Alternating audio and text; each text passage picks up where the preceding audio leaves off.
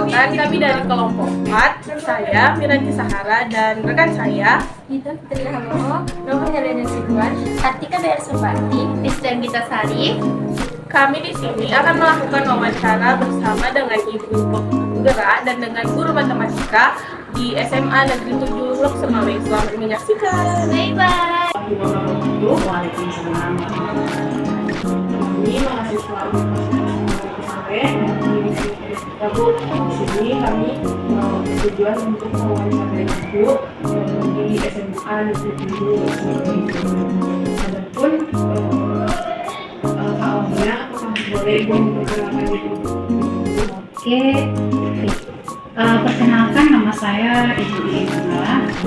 Kebetulan ngajar bahasa Inggris kelas 12 dan kebetulan juga Ibu kepala perpustakaan SMA Negeri 7. Nah, karena guru bahasa Inggris biasanya namanya Miss gitu kan, kalau Ibu kayak lebih enak namanya Miss lebih akrab gitu ya. Oke, Ibu pengajar 12 jam. Oke, kalau tahun lalu Ibu pengajar kelas 10, tahun sekarang kelas 12 semua karena perilaku kita, jadi semua guru harus merasakan mengajar di kelas pertama biasanya kelas 8.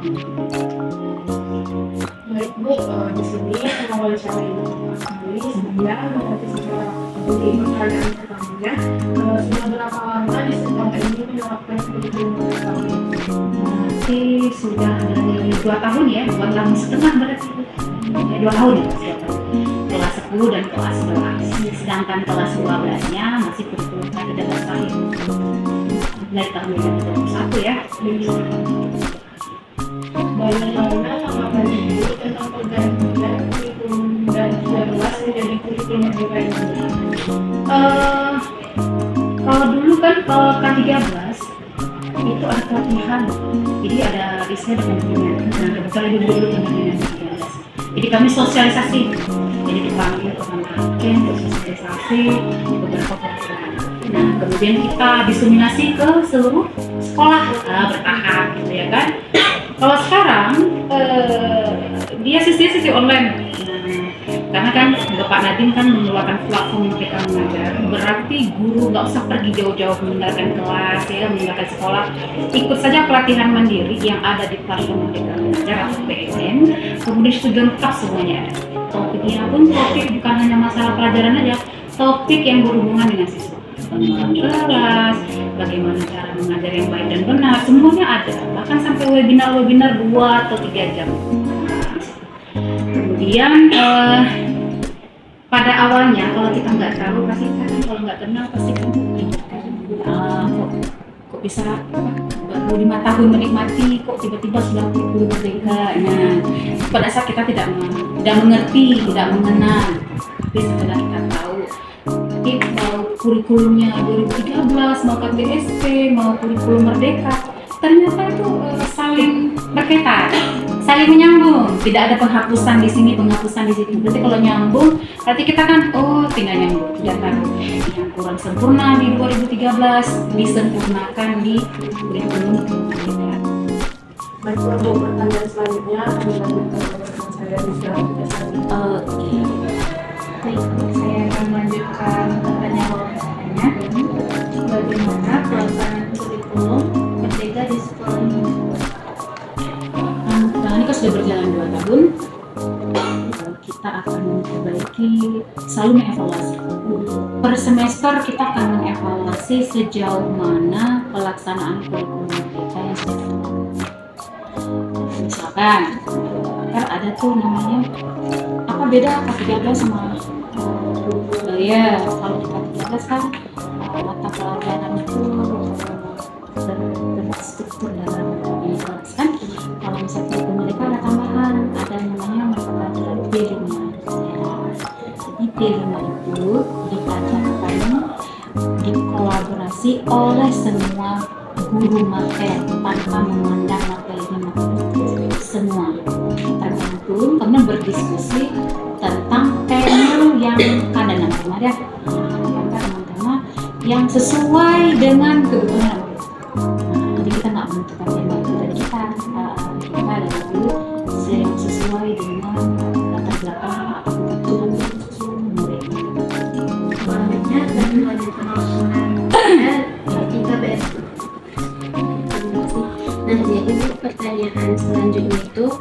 bagaimana sistem pelaksanaan proyek penguatan Tropi Pancasila atau P5 di sekolah ini? Sistemnya ya.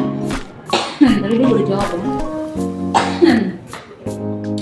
P5 kan punya tema. Ada tema bangunlah jiwa ragaku, ada tema kewirausahaan, kemudian ada beberapa tema, ada 7 tema ya. Setiap guru, wali kelas, kepala sekolah, kurikulum, wakil kesiswaan, wakil satgas, kami berunding. Ini anak didik kita berasal atau backgroundnya dari apa? Kemudian kami akan ke kelas berdiskusi dengan anak-anak yang kira-kira dekat dengan dunia hidupnya sehari-hari.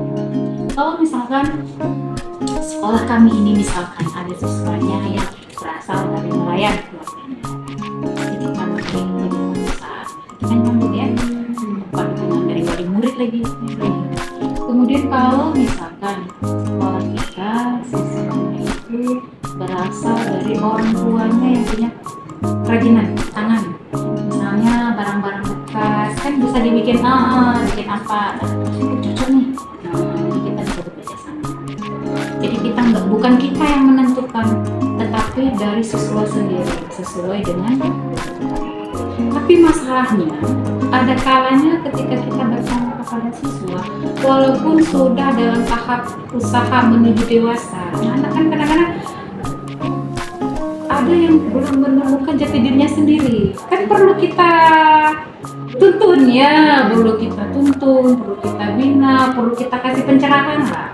Karena perlu turut campur tangan kita supaya tidak bertele-tele waktunya, supaya cepat. Karena kan P5 ini kan masuk dalam pembelajaran di kelas. Jadi kalau kita tunggu respon mereka nggak akan selesai.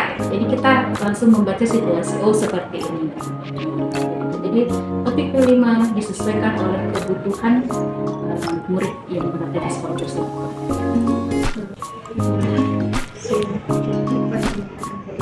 Mohon maaf apabila ada kesalahan. Assalamualaikum warahmatullahi wabarakatuh. Waalaikumsalam Assalamualaikum warahmatullahi wabarakatuh. Waalaikumsalam warahmatullahi wabarakatuh. Saya dari perwakilan kelompok 4, nama Helena Sibuan, dari mahasiswa Universitas Malikung Saleh, ingin mewawancarai Ibu. Dengan nama Ibu dengan siapa? Nama saya Fauzia SPDI, berasal dari SMA Negeri 7 Lok Semawe. Boleh silahkan diwawancarai. Dan dulu pada pembelajaran apa yang Ibu gunakan dalam proses pembelajaran? Kalau model banyak, ada yang basic learning, ada pakai PBL. Kalau saya sering di Score Learning, kadang-kadang PBL juga, ya kan? Apakah guru-guru di sini sudah mengajar sesuai dengan model pembelajaran yang Ibu ajarkan? Iya, karena memang kalau udah disusun, udah sesuai dengan alur tujuan pembelajarannya. Jadi modul ajarnya udah harus disusun memang dan harus dipakai di kelas. Setiap sebelum kita masuk kelas, maka modul ajar itu harus sudah siap duluan.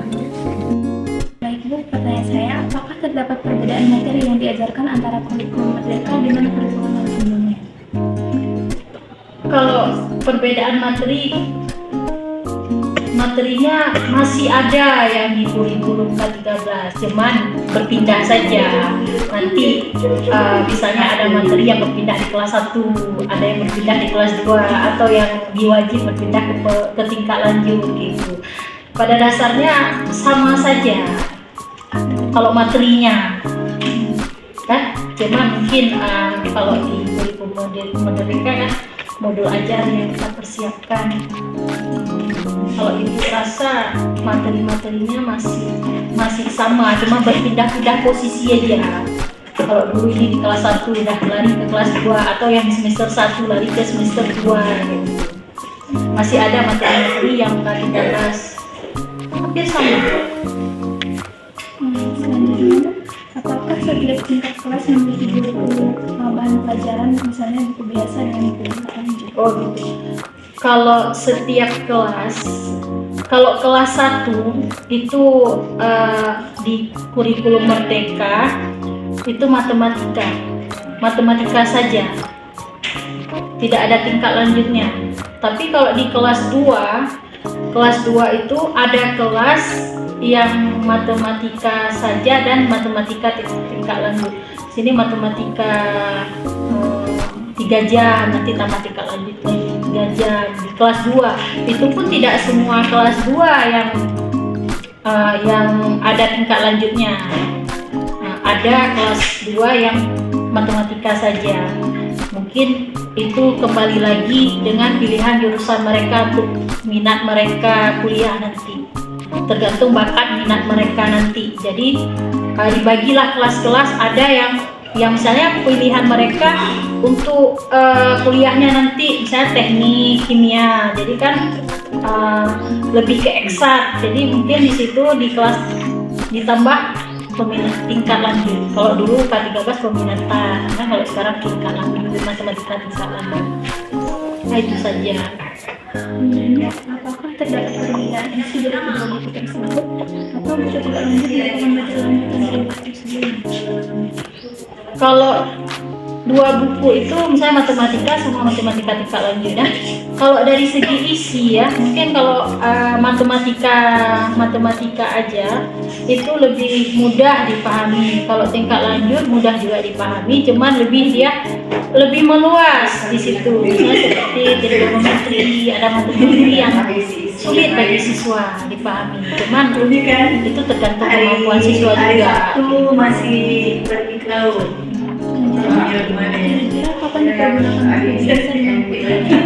Hari Sabtu masih ke laut. Oh, itu yang seperti yang bilang tadi kan ada kelas yang dipelajari matematika, jam matematika, dan ada kelas yang dipelajari jam matematika tingkat lanjut. Jadi kapan mereka akan sewaktu hari yang kena di jam tersebut. Apakah siswa kesulitan dalam mengimplementasikan kurikulum Merdeka? Kalau mengimplementasikan kurikulum Merdeka kayaknya nggak sulit, cuma mengikuti aja. Kita mengikuti alur aja. Apa yang disarankan sama pemerintah kita ikuti aja. Nggak ada yang nggak bisa kalau kita sudah mencoba, ya kan? Sebenarnya apa solusi yang Ibu lakukan untuk mengatasi kesulitan yang dialami siswa dalam mengimplementasikan kurikulum? Kalau di pelajaran matematika ya kayaknya kurikulum K13 sama kurikulum Merdeka kalau saya itu sama saja ya. Mereka sama-sama kita tuntun supaya mereka memahami pelajaran matematika ya.